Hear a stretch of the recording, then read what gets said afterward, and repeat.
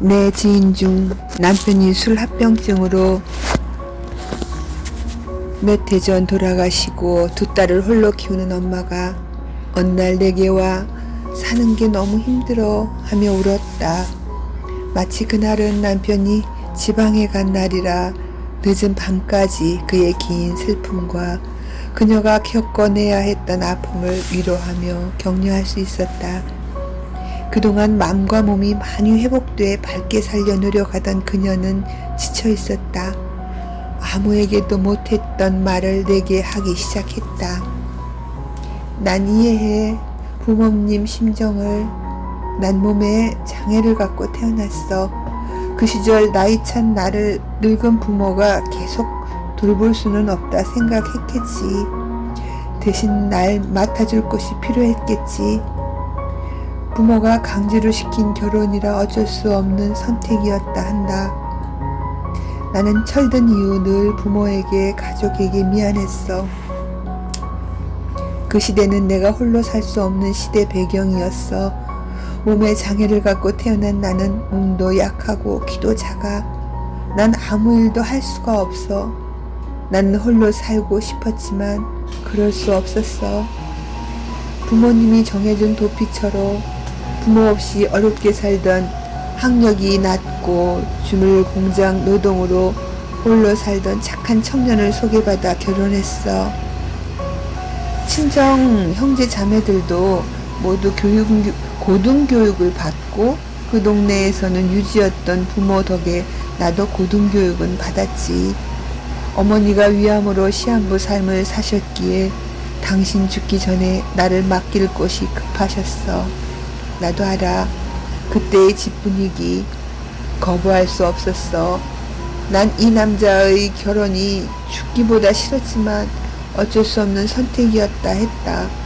오랜 세월 내가 알아온 이 친구는 오래 사귈수록 생각과 인내심이 깊고 착한 사람이었다. 처음 알코올 메시지를 전할 때 이 친구는 거의 반실성 상태의 삶을 살고 있었다. 온 몸과 마음으로 아픈 현실을 나타내 보이고 살았을 당시 이 자매와 가까이 하지 말라는 조심스러운 말도 들었다. 그 심리를 알기에 누구보다 먼저 자매를 찾아 방문해야 했다. 나처럼 쌈딱이 돼 있었고 말만 하면 눈물부터 터져나오는 극한 상태였다. 이 친구는 유복한 가정에서 태어나 몸에 장애를 갖고 태어났어도 어린 시절 부모 형제의 보살핌이 특별했기에 긍정적이고 이해심이 많은 사람이다. 같은 종교에서 만나 술 문제가 있는 남편들 때문에 더 자주 만났던 사이였다. 결혼 후 바로 자신의 울타리인 친정엄마가 돌아가시고 남편은 술에 쩔어 살았다. 더 괴로운 건 남편은 술과 성중독도 함께 지니고 있어 하룻밤도 고통에서 벗어나질 못했다 한다. 그래도 남편은 가정에 대한 책임감에 일터는 계속 다녔단다. 자매는 매일 어떻게 죽어야 이 삶이 끝나나 싶어 울며 살았다. 몸이 나날이 말라 성인이 초등학생보다 더 작았다. 나도 힘들었지만 자기는 더한 고통을 감내하고 살았구나. 나는 한 인간이 질 수 있는 한계의 무게를 지고 있던 자매의 모습에 슬픔과 가엾음에 부둥켜 안고 울었다. 어떻게 버텼어? 이 말이 위로가 되어 통곡으로 변한 그의 울음은 치유와 위로, 응답하는 눈물이 되었다.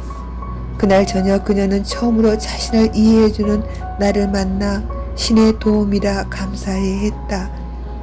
그 이후로 그녀는 자신의 회복뿐 아니라 누구보다 열심히 아픈 중독자 가족들에게 메시지를 전하는 삶을 산다. 그 후 많이 변했고 계속해서 자신과 아이들을 변화시켰고 결국 남편까지 변화시켜 남편과의 싸움을 끝내고 남편은 술을 끊고 단주 생활로 평화로이 살았다.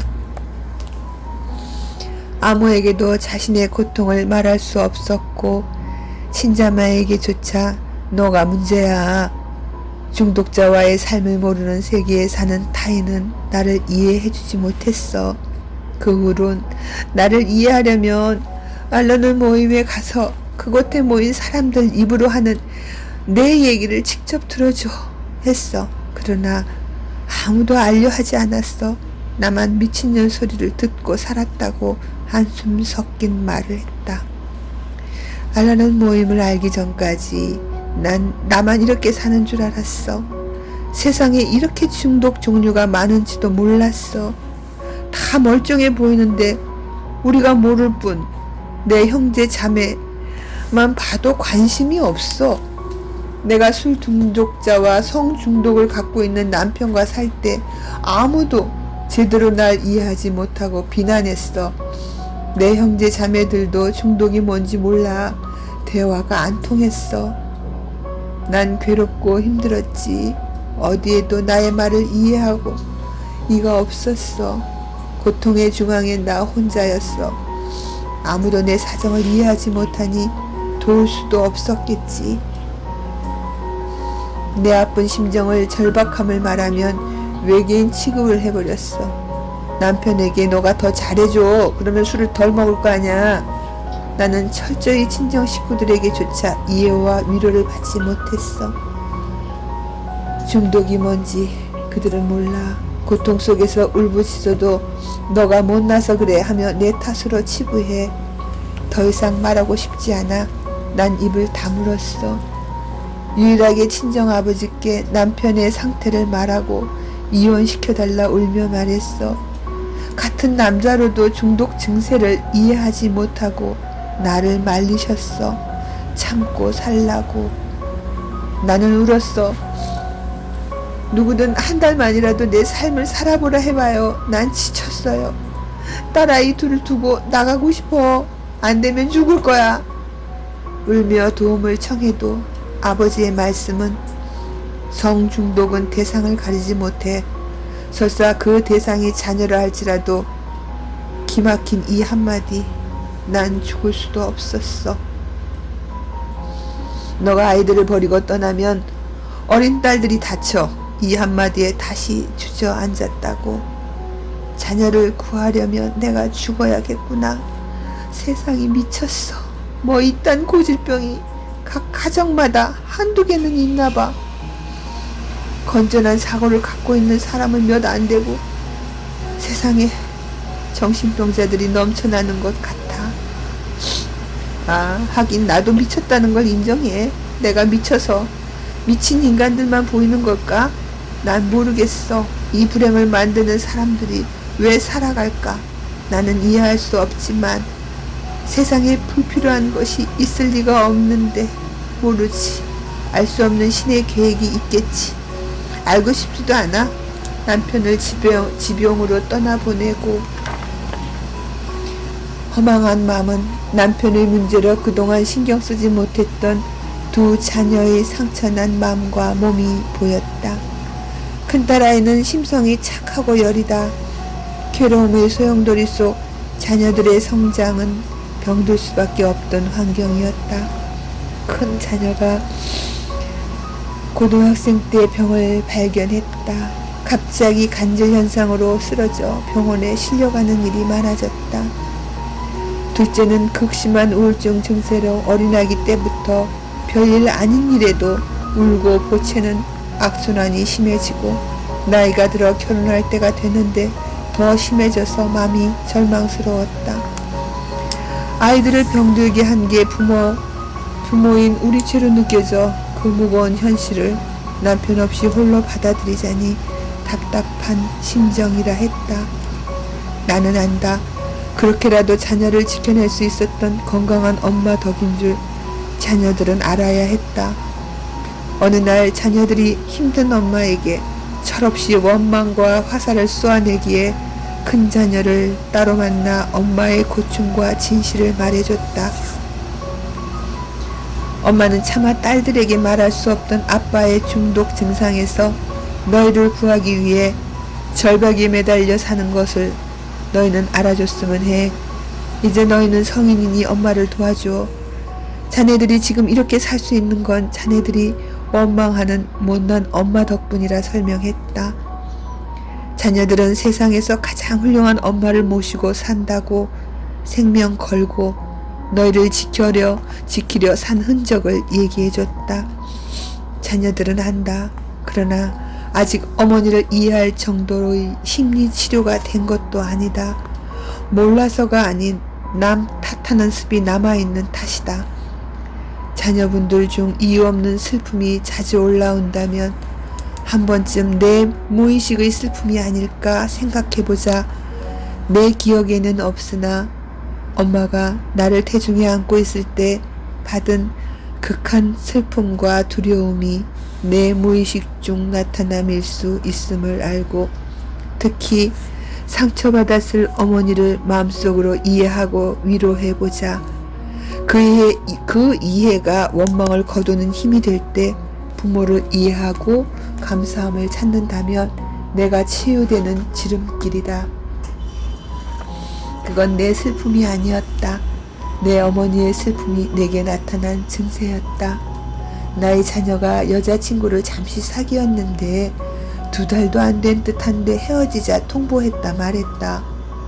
엄마 너무 이쁘고 좋아. 기대했는데 하고 아쉬워했다. 아들이 말하길 내가 감당할 수준이 아니어요. 열을 만나면 9번을 운다 했다. 난 진짜 신사도를 발휘해서 내 역사의 어떤 여자친구에게도 그녀에게만큼 위로와 격려를 하며 노력한 적이 없었지만 그만 만나야겠다 했다. 이 친구는 모든 게 다 마음에 들어 아름답고 선하고 그런데 늘 슬퍼. 별일 아닌데도 울어. 거기다 함께 걷다 자주 쓰러져. 나를 놀라게 해. 처음 한 번은 내게 관심 끌려하는 귀여운 행동으로 봐줬어. 그런데 점점 심해지는 거야. 그래, 넌 이쁘니까 모든 걸 이 오빠가 이해했어. 그런데 더 이상 비율을 맞추기 싫었어. 내가 왜? 난 우울하고 사연 많은 여자는 싫거든. 다른 남자들은 슬픈 모습의 여인들을 위로하며 더 챙기나 본데 난 정이 딱 떨어져. 얼마나 다행인지. 난 그 모습에서 답이 보였어요. 겉은 아름다운데 정신이 병들었음을 보여 아주 심하게. 난 엄마처럼 배우자에게 희생하며 비위 맞추며 살 생각도 능력도 없어요.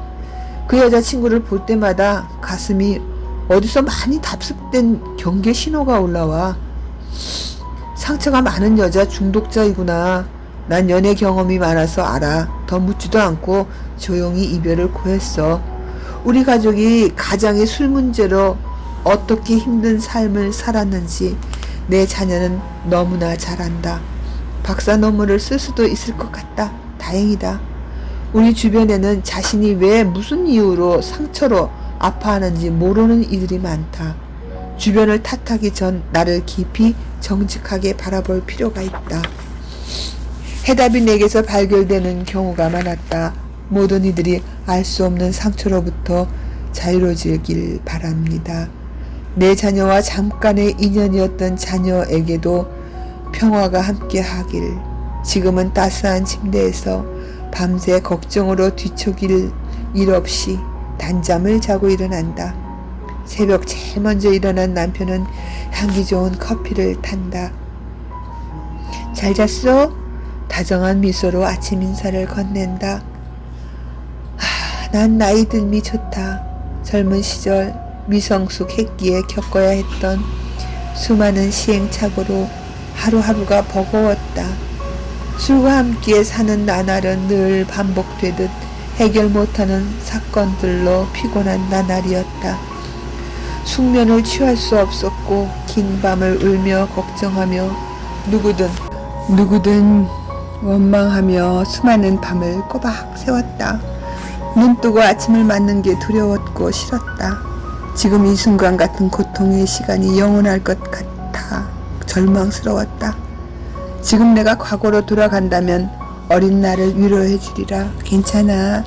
이 시간은 영원하지 않아. 성장통이라 말해줄 것 같다. 고통 속에서 배우는 게 많다. 고통의 한가운데 있을 때는 뭔 개소린가 싶지만 우리가 각성하고 변화를 받아들이고 인정하는 일은 늘 큰 고통을 통해서였다. 신께 내가 원하는 삶을 달라 기도했으니 신은 나를 위해 지금 갖고 있는 성격적 결함들을 다시 세팅하고 계셨고 거기서 오는 변화에 적응하느라 고통스러웠던 거야. 복은 받을 자격이 있어야 복으로 작용해. 자격 없는 내게 원하던 복은 준비되지 않는 나에게는 독이고 하였어. 고통을 통해서만 변화하는 내 강한 고집을 신은 강제 치료하신 거지. 복은 받고 싶은데 나는 변하기 싫었거든. 그러면 더는 앞으로 발전 못하는 거였어. 나는 강제로 끌려 그 기나긴 시간을 자존심의 바닥까지 내려간 것 같아. 절대 내 의지, 내 뜻과는 상관없이